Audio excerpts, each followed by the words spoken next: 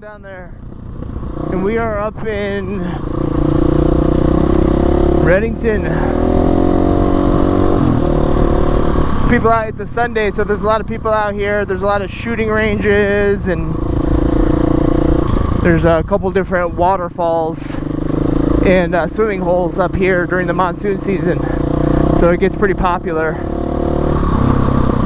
Alright, so the KTM 500 replacing the WR. Am I happy with that swap? I would say yeah. I'd say yeah, I am happy with it. Two big things that make me really satisfied with this bike over the trusty, fast, powerful, smooth as could be 09 WR450. And those two big things are a 6-speed transmission and fuel injection. And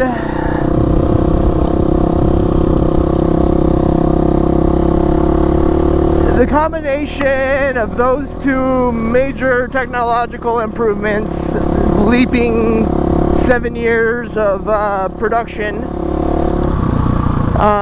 getting professionally set up suspension is huge. I never used to do that, and I used to try to do the suspension myself and get some kit and blah blah blah. Did I ever set sag? No. So, for instance, a bike, my 300 that I just actually set sag on, once I got this suspension done professionally on this one, I finally set the sag on my 300.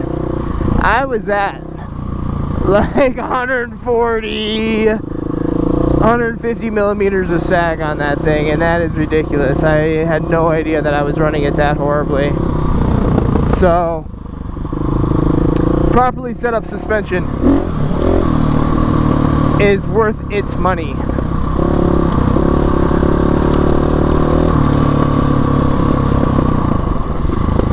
Now, so let's talk about the rally tower. What do I think about the rally tower? Is it worth it? Oh, what happens if I crash? Exactly. So I'm not riding this bike the way that I would ride my 300 two-stroke. I'm not taking it the same places that I would take that.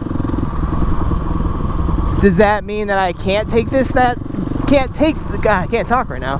Does that mean that I can't take this bike where I can take the 300? No. I would say that this bike can go anywhere the 300 can go almost. The only difference I would say that is just it's just, if I have the 300, I'm going to ride the 300 where the 300 goes, and the 500 is going to be ridden where the 500 goes. And so I'm going to try to not go down on this bike. That's number one goal. I think that should be all of our goal anyways, is to not go down. So, and you know, I just built this bike up. I had it for about a month before I got the rally tower, did a bunch of miles on it, loved it. I wasn't planning on going down then, but I hit the ground hard, messed up my frickin' handlebar right here, or not the handlebar, but the mount for the Cycra handguard is all jacked up, and so this is up a little bit. The bars themselves, the flex bars, did not get jacked up.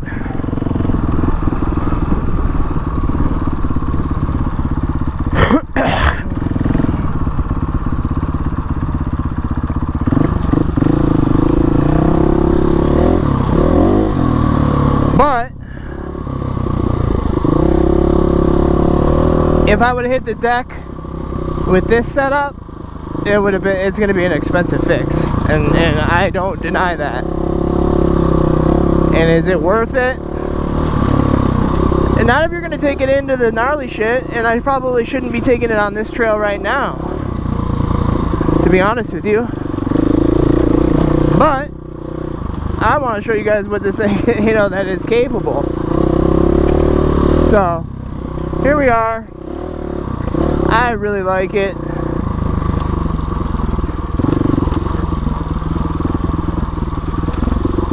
I'm running a dual sport tubeless setup on these tires. So I'm running the Kenda K27 on the 270 on the back, which is outstanding. I'd say it's hard to beat for a dual sport tire in the rocks. It's gummy as all get out. It lasts a long time. You can air it down with a tubeless setup. And yeah, it does not do good in the sand, does not do good in the mud. When it wears out, it does not do good on hard pack.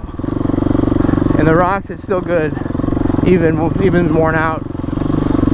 So the front, man, I look for a front tire that will not chunk in the rocks here. So believe it or not, I have a Pro Tracks. I can't even find them right now. For a while there, I could get them, and I'd get a bunch of them because they were only like 50 bucks for a front.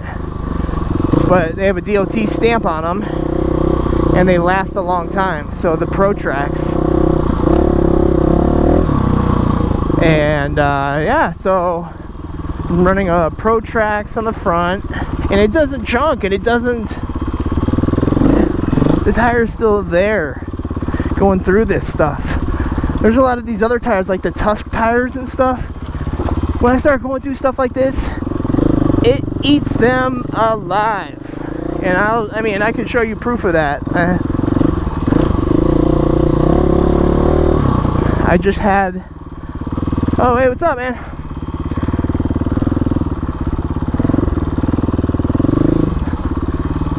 I just had a stack of tires that I gave away, and I would say all of the fronts, and they weren't dried out, but all of the fronts were getting all chunked on that outside knob.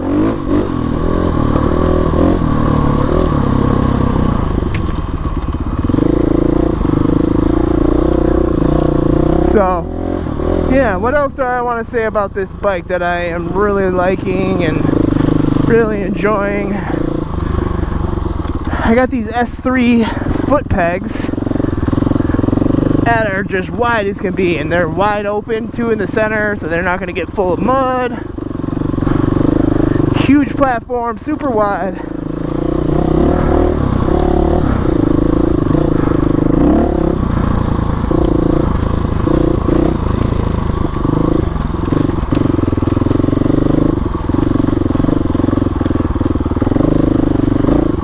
So, yeah, man. The Recluse clutch on the 500 is key, is money. I think it's great. Call it an old man tool, call it being lazy.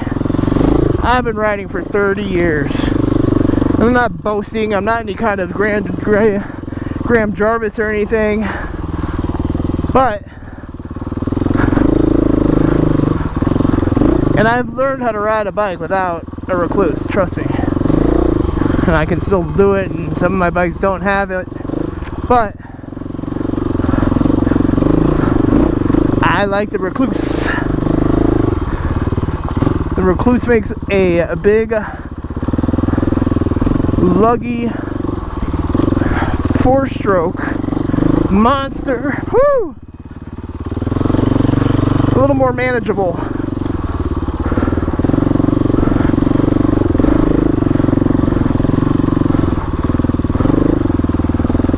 See, this is where this bike probably shouldn't be. Off camber, sharp as can be rock.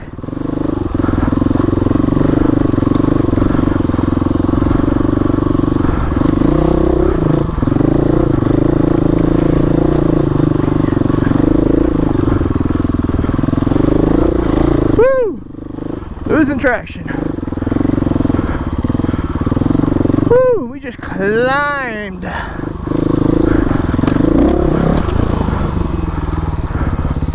Woo, look at it. Woo, it's beautiful. And we're hot.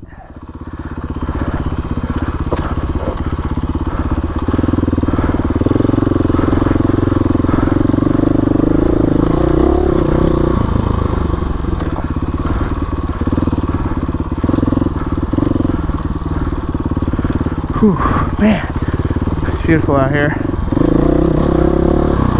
But your boy's losing steam. That climb gets me.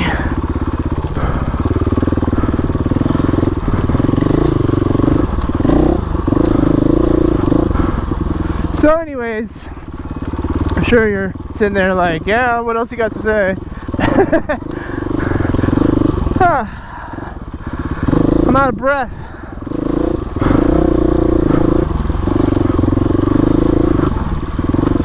So, awesome bike. I've even thought about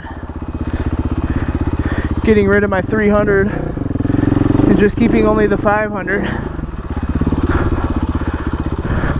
But then once I put this rally fairing on there, I said, maybe not. Big wall right here. I said, maybe not. Because I'm not going to bring it out to places like this. I'm just more or less testing it right now for my bigger rides and making a video with some decent scenery versus the 2-track and whatnot. Woo. So, well guys, if you have any specific questions about my 500 build, about the Adventure Rally Tower, you can always shoot me a message, comment down below, think about subscribing. I could really care less if I ever get any subscribers. It's not my cup of tea necessarily. Whoa. Woo.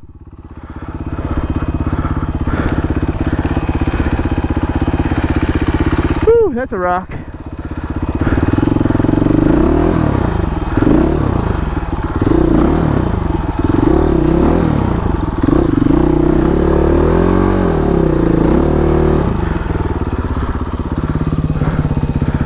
Woo. Burning rubber. Woo.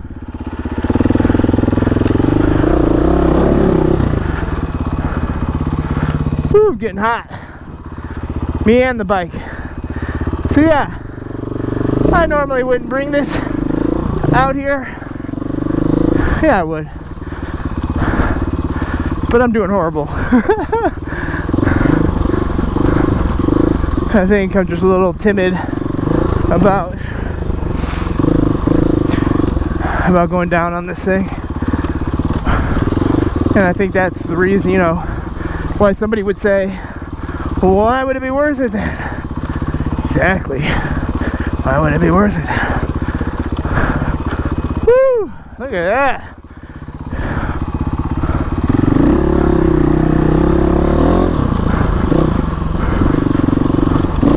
Woohoo! Man, I got some rain up here just in the last day or so. I was not planning on getting my bike dirty. Oh well, that's what they're made for.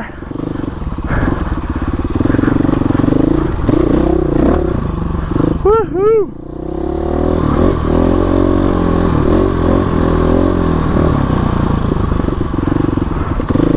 Ooh, it almost flamed out.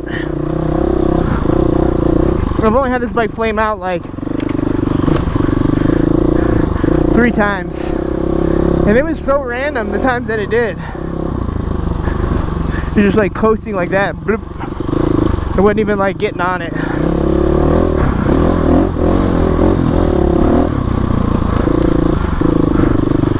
Going to check my heart rate out here.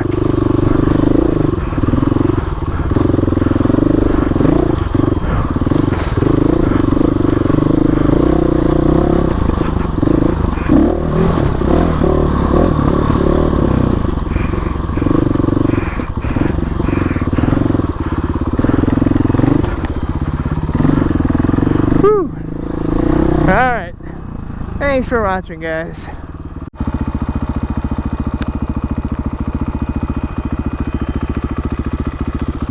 Alright, I thought I'd just kind of show you how it looked at nighttime, my whole setup. I think it's pretty clean.